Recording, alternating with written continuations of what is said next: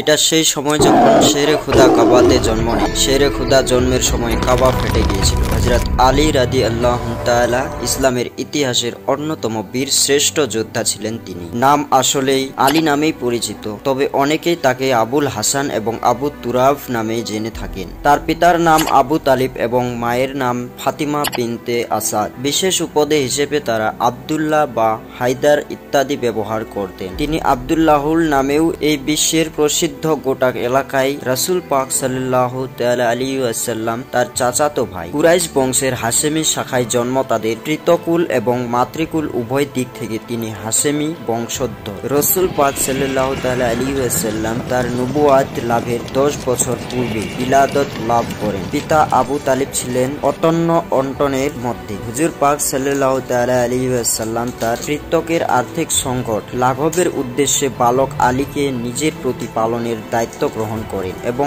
অপর পুত্র জাফরকে আব্বাস রাদিয়াল্লাহু তাআলা অভিভাব করতে সুপর্দ করেন। এক সময় রাসূল সাল্লাল্লাহু তাআলা আলাইহি ওয়াসাল্লাম এবং হযরত খাদিজা রাদিয়াল্লাহু তাআলা নামাজ পড়তে দেখে তিনি জিজ্ঞাসা করলেন, আপনারা কি করছেন? উত্তরে হুজুর পাক সাল্লাল্লাহু তাআলা আলাইহি ওয়াসাল্লাম বলেন, এটা আল্লাহ পাক ওনার দিন। হযরত খাদিজা বলেন, তোমাকে আমরা সেই দায়িত্ব দিচ্ছি। তখনই তিনি ইসলামের প্রতি উদ্বুদ্ধ হয়ে কলমা শরীফ পাঠ করেন। ইসলাম গ্রহণ করে তার বয়স ছিল মাত্র 10 বছর। তিনি সর্বসম্মতিক্রমে বালকদের মধ্যে সর্বপ্রথম ইসলাম কবুলকারী। হযরত আলী রাদিয়াল্লাহু তাআলা 14 কিংবা 15 বছর বয়স কালে হুজুর পাক সাল্লাল্লাহু তাআলা আলাইহি ওয়াসাল্লামের নিকট আত্মীয়দেরকে ইসলামের দিকে আহ্বান করার জন্য নির্দেশ পেয়েছিলেন। তিনি হযরত আলী রাদিয়াল্লাহু তাআলাকে একত্র করবার ব্যবস্থাপনার নির্দেশ দেন। দস্তরখানে খাসির পায়া এবং দুগ্ধ রাখা হয়েছিল। মেহমানদের সংখ্যা ছিল প্রায় 40 জন। আহার সমাপন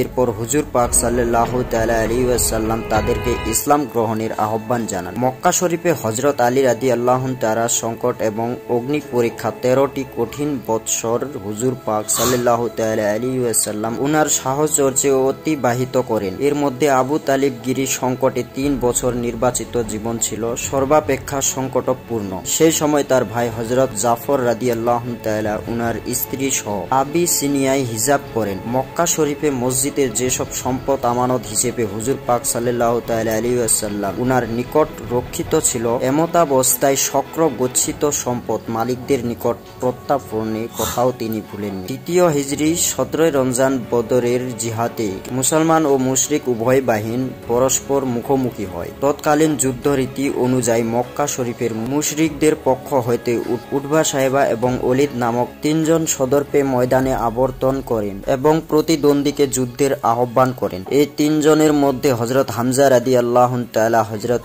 উবাইদা রাদিয়াল্লাহু তাআলা এবং হযরত আলী রাদিয়াল্লাহু তাআলার পাঠানো হয়। বার্ধক্য জনিত কারণে হযরত উবাইদা রাদিয়াল্লাহু তাআলা তখন সফল না হয় হযরত আলী রাদিয়াল্লাহু তাআলা উনার সাহায্যার্থে অগ্রসর হয়েছিলেন। এদিকে প্রতিপক্ষ সাইবা নিহত হয়। শুরু হয়ে যায় সর্বান্তক যুদ্ধ। হিজরি 3য় সালের সংগঠিত উহাদের জিহাদে মুসাফিকগণ মুসলমানদের আক্রমণ করতে সর্বশক্তি নিয়োগ করে। হযরত আলী রাদিয়াল্লাহু তাআলা তাদের সকল অভিসন্ধি ব্যর্থ করে দেন। মুশরিক বাহিনীর পতাকাবাহী আবু সাদ ইবনে আবি তালহা তাকে প্রতিবন্দিতার আহ্বান জানালে হযরত আলী রাদিয়াল্লাহু তাআলা এক আঘাতে তাকে ধরাশায়ী করেন। হিজরি 7ম সনে খাইবার জিহাদ হয়। এই জিহাদে খাইবারের সর্বাধিক বড় দুর্গ কামুস্ততার অধিকর্তা মারহাব নামে এক বিখ্যাত ইহুদি বীরকে হত্যা করে তিনি বিরক্ত ও সাহসিকতার পরিচয় প্রদান করেন। এরপর ওই দুর্গ অধিকারের একদিকে তিনি রাসূল পাক সাল্লাল্লাহু তাআলা আলাইহি ওয়াসাল্লাম তার চাচাতো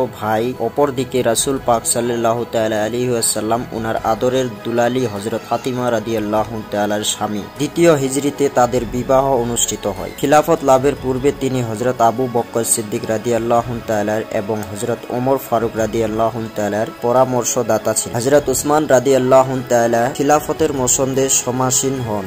প্রায় 4 বছর 8.5 মাস যাবত যথাযুক্ত মর্যাদার সঙ্গে এই দায়িত্ব পালন করেন তিনি। হযরত সাহাবায়ে কিরাম রাদিয়াল্লাহু তাআলা পারস্পরিক যুদ্ধ শুরু হয়। হযরত তালহা রাদিয়াল্লাহু তাআলা আনহু এবং হযরত জুবাইয়া রাদিয়াল্লাহু তাআলা প্রমুখ সাহাবা হযরত উসমান রাদিয়াল্লাহু তাআলার হত্যার প্রতিশোধ নেওয়ার দাবি জানান। হযরত আলী রাদিয়াল্লাহু তাআলা বলেন, এই মুহূর্তে বিদ্রোহীন গুণ বিপুল শক্তি অধিকারী, এখন তাদের বিরুদ্ধে ব্যবস্থা নেওয়া সম্ভব নয়।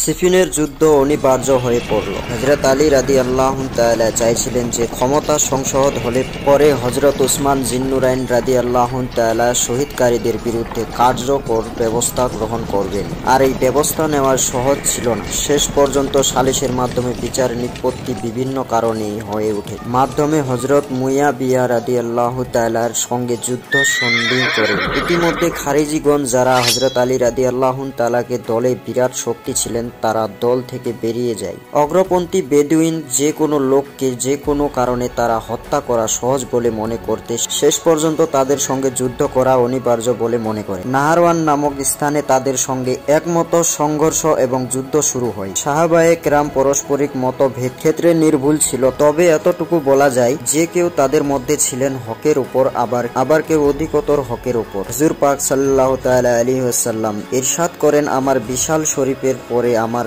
সাহাবায়ে কিরাম রাদিয়াল্লাহু তাআলা মতবিরোধ সম্পর্কে আমি আল্লাহ পাককে জিজ্ঞাসা করেছি। আপনি আমাকে বলেন, হে হাবিব, নিশ্চয় আপনার সাহাবায়ে কিরাম রাদিয়াল্লাহু তাআলা আমার নিকট তর্কা সমতুল্য। তাদের যে কাউকে তোমরা অনুসরণ করবে তবে হেদায়েত প্রাপ্ত হবে। হিজরি 40 সনের 16 রমজান শুক্রবার ফজরের নামাজের শয়নকালে আব্দুল রহমান ইবনে মুলা সেই সময় তার বয়স হয়েছিল 63 বছর। ইসলামে হযরত আলী রাদিয়াল্লাহু তাআলা অবদান অপরিসীম, জিহাদের অনেক বেশি সাহসিকতা অবিরতের পরিচয় একমাত্র তিনি দিয়েছিলেন। তিনি ছিলেন নবী খানদানের সদস্য। তিনি রাসূলের পাক সাল্লাল্লাহু তাআলা আলাইহি ওয়াসাল্লামের প্রত্যক্ষ তত্ত্বাবধানে শিক্ষা লাভ করেছিলেন। তো বন্ধুরা, এই ছিল আজকের ভিডিও। এই ধরনের আরো ভালো ভালো ভিডিও পেতে আমাদের চ্যানেলটিকে সাবস্ক্রাইব করুন। কেমন লাগলো আজকের ভিডিওটি অবশ্যই কমেন্ট করে জানাবেন এবং প্রচুর পরিমাণে লাইক শেয়ার করুন। ধন্যবাদ।